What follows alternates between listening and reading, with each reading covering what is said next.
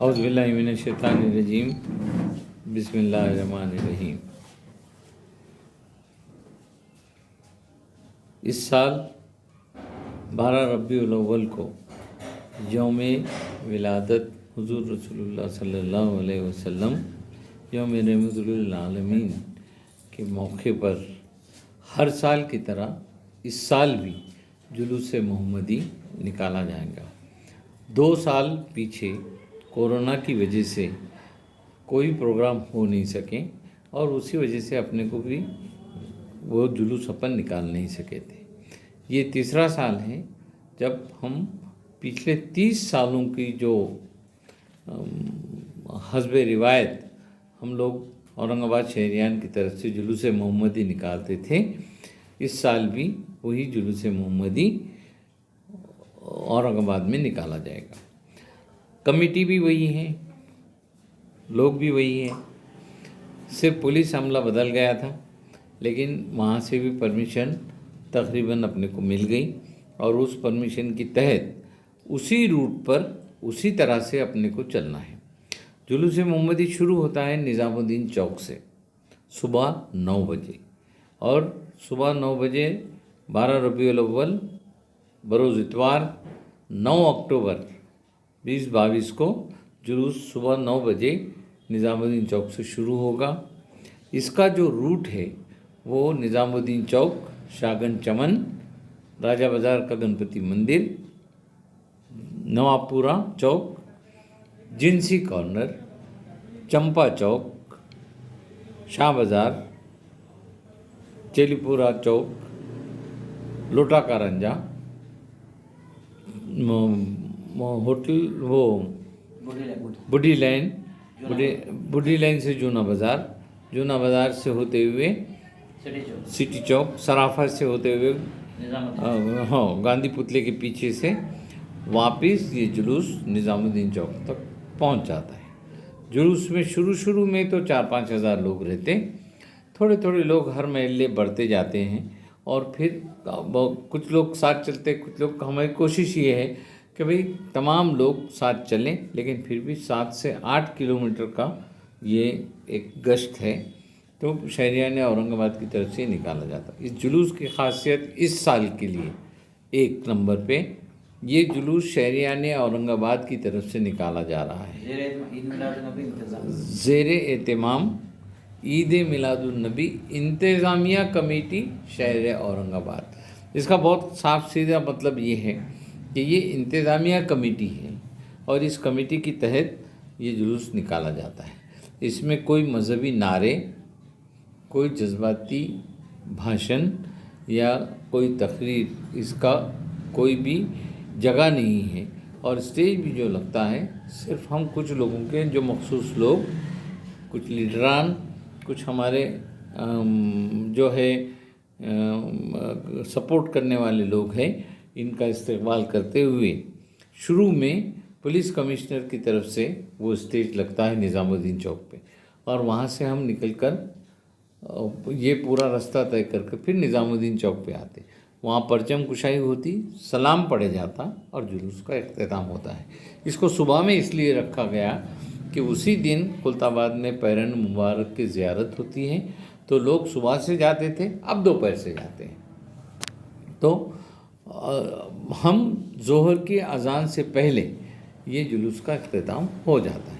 बाद में जो लोग साथ में रहते हैं उनका बनी मियाद की दरगाह में फॉर्मल सत्कार वगैरह किया जाता और इस तरह से ये जुलूस को इख्तिताम इसका किया जाता है। जी, अब और कुछ पूछना है तो पूछ सकते। सर, हम देखते हैं कि जब ये जुलूस का तस्वुर आता है तो अहले सुन्नत जमात का तस्वुर आता है, ये एक बड़ा अजीब कंसेप्ट है। हाँ। मेरा सवाल ये कि तमाम मसलक फ़िक्र के लोग शामिल रहेंगे कि जो तस्वुर पाया जाता है। बिल्कुल, आपने जो बोला, 30 साल पहले ये जुलूस को निकालते वक्त ही हमने कहा था कि जो भी इस्लाम में ला इलाहा इल्लल्लाहु मुहम्मद रसूलुल्लाह बोलते हैं, जो कलमा गो है, चाहे वो शिया जमात के हो, चाहे वो बोहरी जमात के हो, चाहे वो किसी और फ़िरक़े के हो, लेकिन जो कलमा गो है वो लोग इसमें शामिल होंगे। काफ़ी लोगों ने इस पर एतराज़ किया था, लेकिन हमारे पास ईद मिलादुन्नबी इंतज़ामिया कमेटी में तमाम फ़िरक़े के लोग हैं, और ये सब बातें दूर रखते हुए हम शहरियान औरंगाबाद की जानिब से ये लोग निकलते हैं। एक जगह से जब बुढ़ी लेन से गुज़रता वहाँ शिया जमात के भी लोग हमारे साथ हो जाते हैं, बोहरा जमात के भी लोग हमारे साथ कुछ दूर तक साथ चलते हैं, और फिर तमाम जो आशिक़ान रसूल हैं। देखिए, एक जमात का नाम इसलिए नहीं लिया जाता कि एक जमात दूसरी जमात, वो हर एक को उनके अलग अलग बिलीफ्स है, अलग अलग बातें हैं, और उस झंझट में जाना नहीं है। तो ये क्योंकि यौम रहमतुल आलमीन है, आपको दोनों आलम का रहमत के लिए अल्लाह ताला ने आपकी दुनिया में भेजा था। तो हम कौन होते कि ग्रुप करें? अब जिसका जो तरीक़ा है वो तरीक़े से ये खुशियाँ मनाते हैं। काफ़ी लोग जो मज़हबी है वो इसको किस और तरह से देखते, आम आदमी और तरह से देखता है। हम शहरियान औरंगाबाद की तरफ से एक उस दिन के 12 रबीउल अव्वल के खुशी के मौके पर ये जुलूस निकाला जाता है। ये कोई मजहबी तकरीब नहीं है, ये कोई फ़र्ज़ नहीं है, ये कोई मज़हब के से ऐसा प्रूव नहीं है कि आपको करना ही है।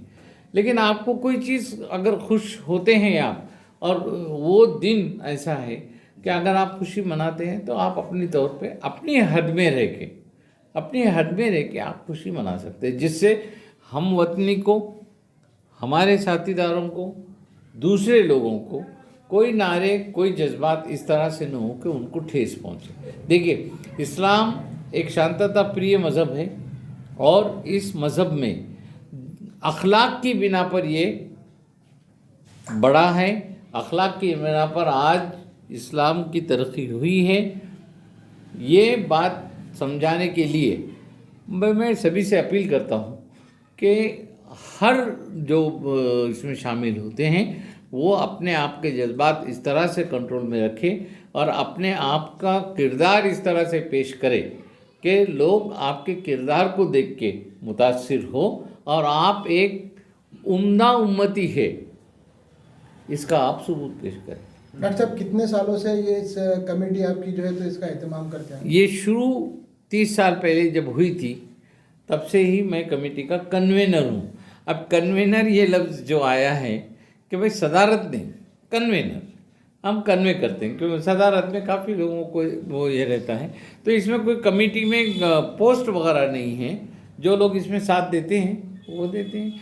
और ये कमेटी 30 साल से यही कमेटी है, इसमें कोई इख्तिलाफात हुए नहीं जी, रद्द बदल हुए भी नहीं, और रद्द बदल होने का चांस भी नहीं है। सर, अगर हम देखते हैं कि आज मौजूदा हालात में हिंदू मुस्लिम एकता और गंगा जमुना तहजीब को बचाने का बड़ा प्रयास हो रहा है, हर तबका कोशिश कर रहा है। और इस मौके पर जैसा हमारे गैर मुस्लिम जो रहनुमा होते हैं, मज़हब रहनुमा, चर्च है, फादर्स है, पादरी है, पुजारी है, क्या इनको बुलाया गया है ताकि हमारा और ज़्यादा भाईचारे में इजाफा और एक नया कंसेप्ट निकल के आए? आपका सवाल बहुत ही अच्छा है, लेकिन ये मौका नहीं है कि हम मज़हबी लोगों के बहस में हम जाएं, क्योंकि हर मज़हब को अपनी तौर पे बोलने का और समझने का तरीक़ा अलग अलग है। कुछ लोग जो आपकी अच्छी बात भी है उसको निगेटिव तौर पे ले सकते हैं, कुछ लोग दूसरे मज़हब की जो बात है वो भी निगेटिव तौर पे ले सकते हैं। तो हमारी कोशिश ये है कि ये मौके पर हम सिर्फ अपनी कौम, यानी जो आशिक़ान रसूल है, वो लोग जिस तरह से अपने अखलाक को पेश करेंगे और जिस तरह से अपने डिसिप्लिन को बताएंगे, आपको देख के लोगों ने आप कितनी अच्छी उम्मत से ताल्लुक़ रखते हैं ये सोचें। मज़हब समझाने के लिए बहुत जगह है, रोज़ 5 टाइम नमाज को जाना पड़ता तो 5 टाइम में आपको समझाया जाता। हर मज़हब के लोग कोशिश करते हैं, लेकिन एक मज़हब के लोग अगर समझाने की कोशिश करते तो उसको दूसरा एक घर में 4 लोग अलग अलग दिमाग के रहते। तो हमको यहाँ बहस छेड़नी नहीं है जी, बल्कि हमको यौम रहमतुल आलमीन के मौके पर आशिक़ान रसूल की तरफ से जुलूस को एक खुशनुमा पैमाने के तौर पे हम यौम रहमतुल आलमीन मनाते हैं, इसको पेश करना है।